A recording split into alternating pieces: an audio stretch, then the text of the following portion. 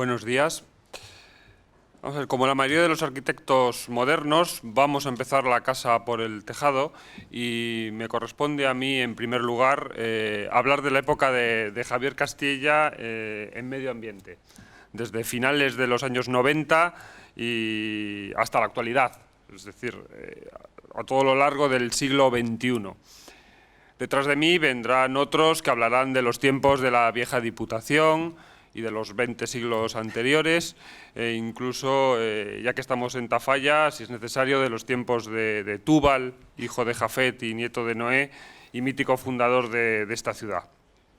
Es decir, de la época de cuando los planos y los mapas se hacían a base de patear mucho el campo, de tomar muchas notas, y después todo se pintaba a mano, incluidos los cortes geológicos, como aquí muy bien puede corroborar María Jesús Larrañaga.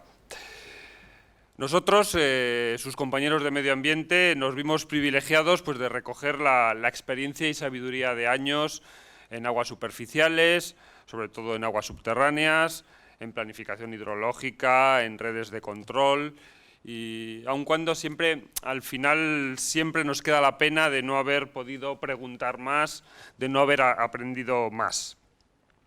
Y es que, cumpliendo con la misión de servicio público que tiene que tener toda administración, cualquier entidad o particular siempre encontró consejo por parte de Javier, desde el ayuntamiento más grande hasta el ayuntamiento más pequeño, desde la empresa pública más poderosa hasta el agricultor más humilde con un problema en su pozo, o incluso un jubilado inspector de Hacienda que también son humanos y tienen que ser atendidos. Y a diferencias de zahoríes, brujos y gentes de similar calaña, siempre encontró el consejo desinteresado y científico. O sea, si no había agua, no había agua. Pozos sin fondo también de sabiduría de nitratos y también de nitritos. Podríamos hablar de multitud de anécdotas. Es decir, podríamos hablar, por ejemplo, del estudio piloto que se hizo para el Ministerio de los aspectos económicos de aplicación de la Directiva Marco del Agua, que precisamente estuvo ambientado aquí en la cuenca del Cidacos. Trabajo que muchas veces fue un tormento y en el que hubo que echar mucha imaginación, la que con razón denominaba a Santa Teresa como la loca de la casa. Podríamos hablar también de las redes de control del Gobierno de Navarra, que se remontan a 1971 y que de Javier recibimos el testigo de seguirlas manteniendo con la esperanza de transmitirlo a quienes nos sucedan y además con la sensación de que probablemente sean los datos que más utilidad tengan para las generaciones futuras. Desde luego, mucho más que nuestros sesudos estudios, informes y otras chapas que escribimos. Pero los consejos que recibíamos de Javier no eran meramente técnicos o no solamente se pueden aplicar a la técnica. Como por ejemplo, yo podría citar la mítica frase tantas veces imputada a funcionarios o a consultores de mucho gis y mucho has, pero aquí nadie ha ido al campo a comprobar los datos. Y es que, efectivamente, muchas veces nos olvidamos que lo que reflejan los planos y la realidad pues es mera coincidencia. Y como dijo un señor de negro, a veces nos ofuscamos con los terrores tecnológicos que hemos construido. En fin, no quiero extenderme mucho más, solo ya a título personal no puedo sino agradecer cómo me sentí acogido cuando entré en la administración. Que lo que soy hoy en día se lo debo a personas pues, como José Luis Echavarri y en especial pues, a Javier Castilla y a María Jesús Larrañaga. Y es que al fin y al cabo uno no recibe un homenaje por ser un gran técnico, porque aunque a algunos se sorprende y le cause estupor, buenos técnicos hay muchos en este país. Por lo que al final bueno, hay que concluir que si uno recibe una mención especial es por su calidad humana, que es al fin y al cabo lo que queda y lo que importa. Así que muchas gracias, Javier, por estos años y egoístamente seguimos aprovechando y contando con tu asesoramiento en aguas subterráneas, nitratos y lo que haga falta.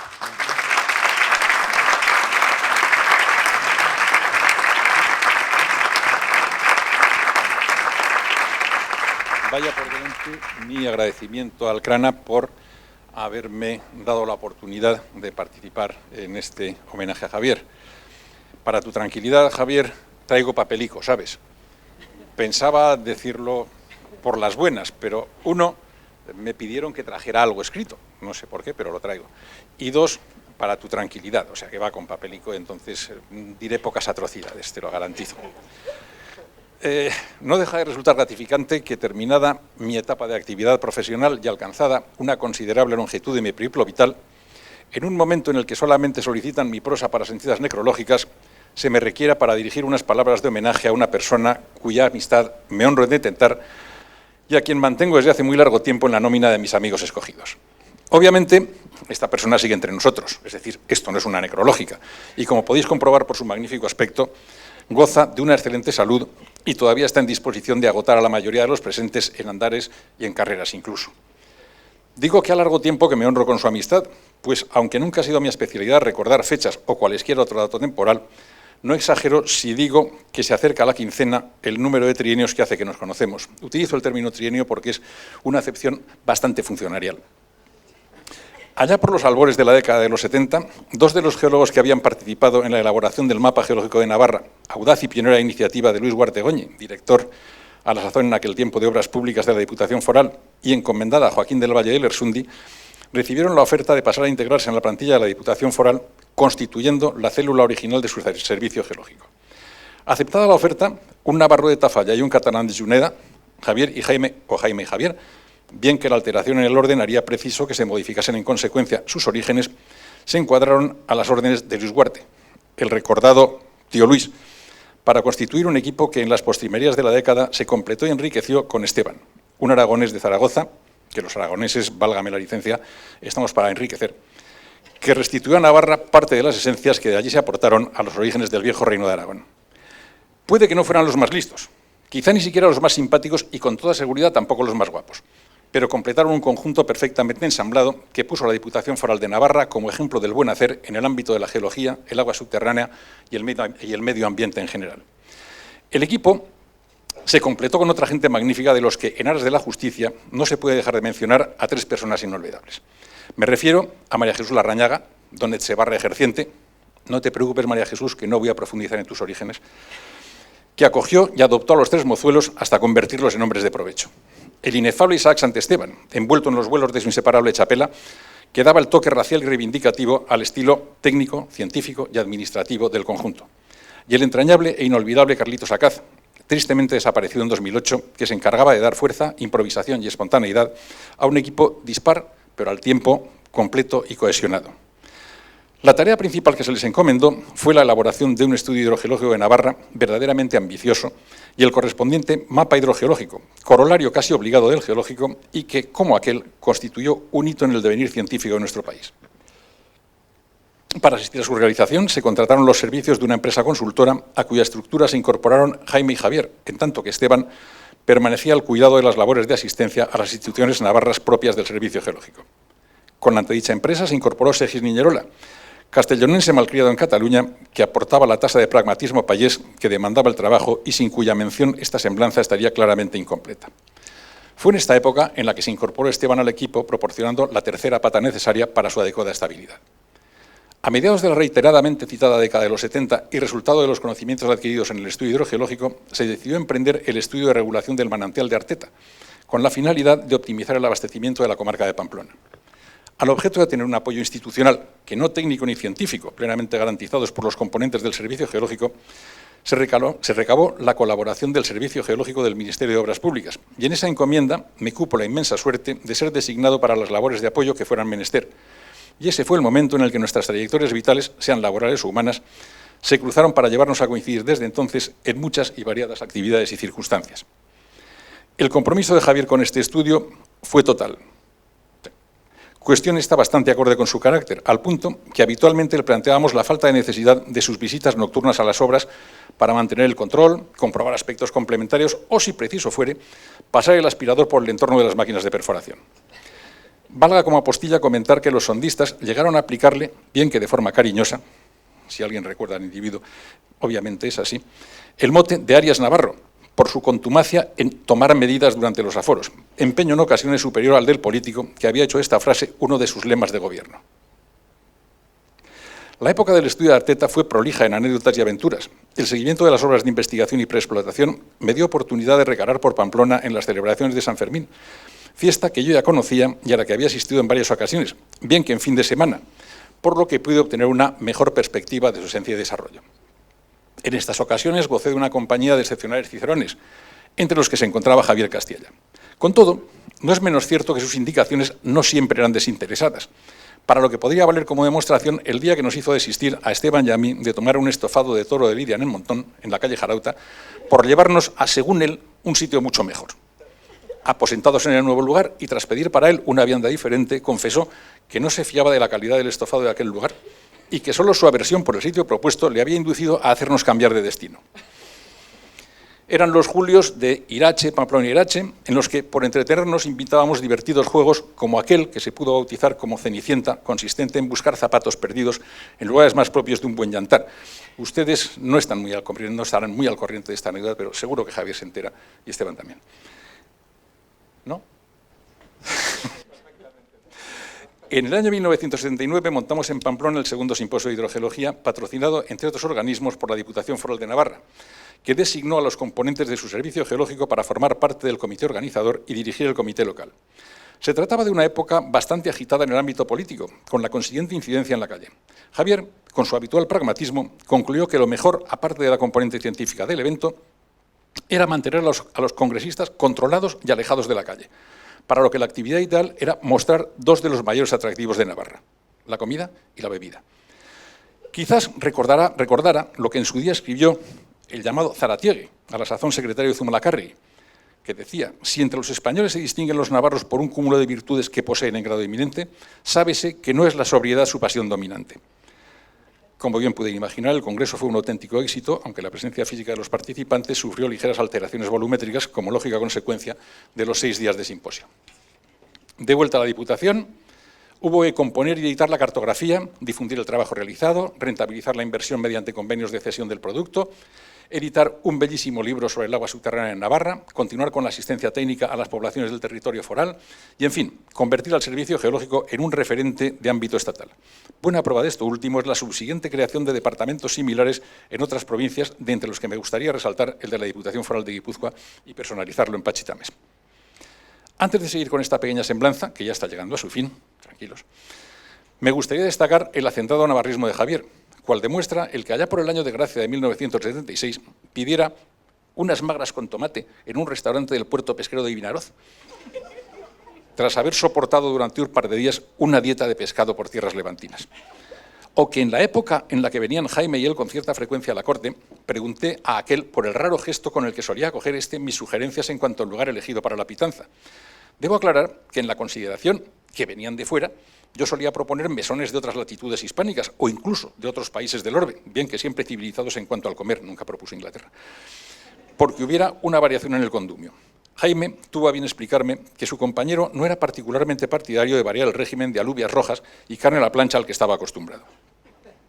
Aclarada la situación, en el viaje siguiente propuse visitar un asador y Javier, evidentemente satisfecho, me preguntó si el restaurante elegido podía ser el de su paisano. En resumen, acabamos en el Solchaga, comedor que el tafallés de este apellido y nombre Florencio había abierto una vez concluida su tarea de cronista del equipo médico habitual. Como ilustración adicional, valga añadir que solo alguien de Tafalla, como Javier, es capaz de ponerse a resolver ecuaciones en una servilleta sobre la mesa de un cabaret valenciano. Todo es cierto, ¿eh? No es de extrañar, por tanto, que cuando quien les habla tuvo noticia de que estaba planteando un estudio sobre el Cidacos, llegara a pensar que la finalidad oculta del mismo era la apertura de la galería, mediante la que Carlos el Noble pretendió en su día unir los palacios de Tafalla y Olite. Se trataba de un canal navegable que recibiese agua del Cidacos y desde Olite la guiara al río Aragón para conducirla al Ebro y de esta suerte alargar la navegación hasta el Mediterráneo. Perdonen esta disquisición, pero no me puedo resistir a transcribir lo que apostilla José Beltrán en su Historia de Tafalla, de 1920, refiriéndose a este proyecto. Decía: lástima grande que este monarca no hubiese vivido 10 años más, y hoy, quizás, hubiéramos visto a Tafalla convertida en puerto de mar. Hermoso sueño dorado navegar por estas apacibles riberas del Cidaco en rumbosas barquillas y ligeros vaporcitos. Está escrito. ¿Quién nos podría decir que Javier no pretendía subsanar la falta de tiempo del noble Carlos? La lógica e inexorable evolución de organismos públicos e instituciones hizo que el Servicio Geológico desapareciera como tal estructura. El tío Luis se jubiló, a Jaime se le encomendó desempeñar más altas misiones como director general de Obras Públicas, Transportes y Comunicaciones. Javier pasó a depender de la Consejería de Medio Ambiente, a la que se llevó las competencias sobre el agua, y Esteban quedó encargado de la geotecnia del Parque de Maquinaria. Desde su nueva ubicación laboral, Javier Castilla siguió dedicándose a lo que ha sido su vocación desde los albores de su devenir profesional, el agua. Si bien ahora con cometidos más próximos a la gestión y más orientados a los nuevos conceptos de protección y preservación del medio natural. De esta forma, se ha ocupado de la aplicación de la Directiva Marco del Agua, el desarrollo de la planificación hidrológica, las actuaciones coordinadas con otros entes de la Administración hidráulica, tanto española como del exterior, la administración de fondos europeos y la gestión de proyectos bi- o plurinacionales. En el año 2012, el Gobierno de Navarra dio por terminada la trayectoria profesional de Javier Castilla, no sin antes haberle ofrecido, y de esto tengo referencia fidedigna, un puesto de mayor responsabilidad cuya aceptación declinó por razones que solamente él puede explicar. Si bien no es una presunción considerar que estimaba necesario prestar una mayor atención a su familia. Pues no en vano hay que destacar aquí que, aparte de la amplia y fecunda labor profesional, Javier ha tenido tiempo de casarse con Merche. Ella sí que podría hacer una semblanza fidedigna a la par que divertida. Tener 3 hijos, 6 nietos, mantener durante más de 30 años el mismo abono para las corridas de San Fermín, recorrer anualmente todas las fiestas de Navarra y provincias limítrofes, asistir semanalmente al frontón y quincenalmente a animar a Osasuna, renunciar al abono de San Fermín, dejar el Éuskar, pasar de animar en el Sadar, así les va, prescindir de las ferias, acostumbrarse a venerar en la playa, ¿qué tal? Ir en avión hasta Menorca y, si se hubiera terciado, poner una ganadería de Bravo, pero esto ya sería otra historia. En fin, querido Javier, podría contar muchas más cosas, pero como en todas las actividades de este mundo, el tiempo de esta actuación está tasado, sin la consideración que merecería nuestro estatus de jubilados. Solo me resta decirte que ha sido un placer y una satisfacción haber sido tu amigo, que hemos trabajado mucho, pero también nos hemos divertido un montón, y que estoy convencido de que todavía nos quedan muchas risas por hacer, aunque solo sea recordando los buenos momentos disfrutados en compañía de este sensacional grupo de amigos que nos ha acompañado durante tantos años. Muchas gracias. Feliz jubilación, Javier.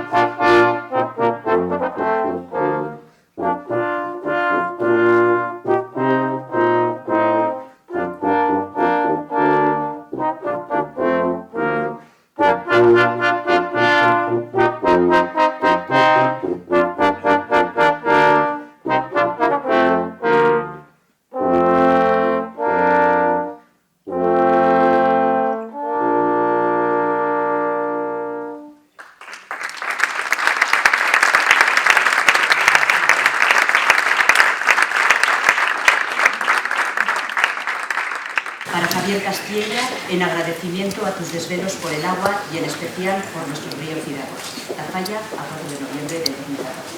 Gracias, Javier.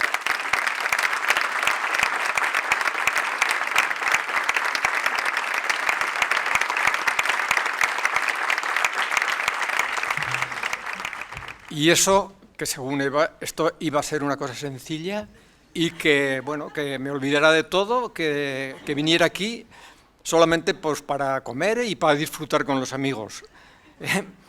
Después de ver todo esto es que me he quedado prácticamente sin palabras, es que es la verdad, no sé qué deciros, la verdad que os lo agradezco de todo corazón.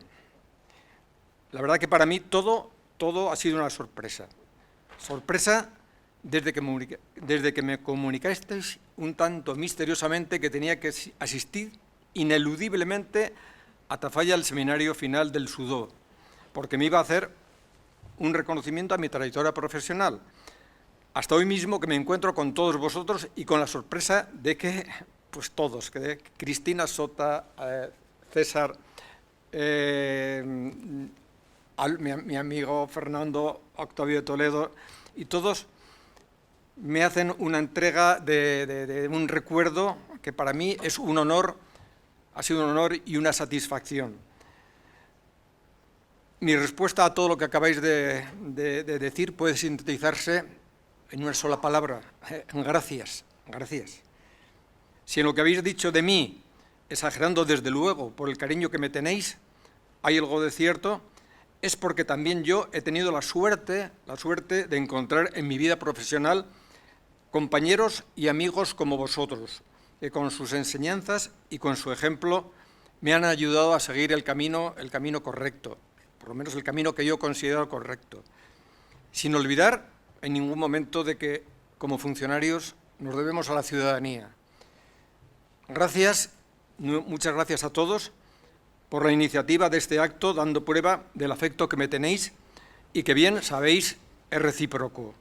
Acto que con la tenacidad que todos conocemos, a pesar de mi resistencia, habéis logrado llevarlo a cabo.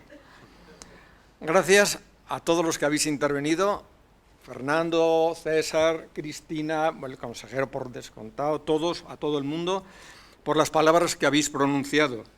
Gracias a todos, queridos amigos y amigas, por vuestra presencia y por el esfuerzo que habéis hecho por estar aquí. Gracias por la amistad que habéis querido demostrarme una vez más en este acto para mí entrañable y que me parece que es de una generosidad tremenda. Y, por último, se me había olvidado y he pensado en mi mujer y en mis hijos, que no sé si darle las gracias o pedirle perdón por las dos cosas a la vez, darle las gracias y pedirle perdón por el tiempo que le he dedicado al trabajo, porque el tiempo que le he dedicado al trabajo se lo he quitado a ellos. Muchas gracias a todos, de nuevo. Gracias.